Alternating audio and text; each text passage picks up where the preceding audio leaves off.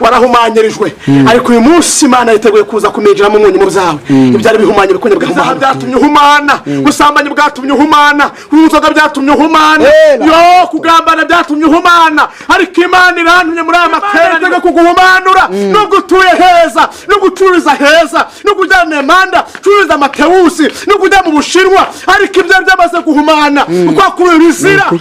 kuri umukobwa ukuremo indicwe eshatu uri umukobwa yarahumanye ukeneye guhumandwa n'Imana Henry Willivanadra kuri umuntu w'umukobwa waraguze igitsina cyabo bisambanyisha ukagira wisambanya warahumanye impamvu panga ubukwe bugapfa burya warahumanye hedevo n'ibintu bitatu guhumana n'ibintu bitatu harimo igisho bitatu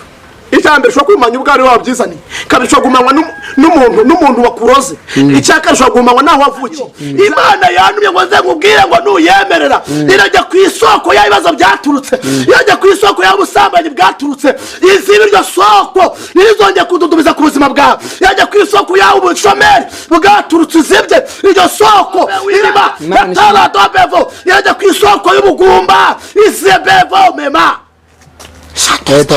Imana dusenge ntabwo igaragara icyabukoze rero ibintu bigaragara tubana nawe mu mwuka tugenda nawe mu mwuka dutuye muri mu mwuka dukorera muri mu mwuka duhanura muri mu mwuka haleluya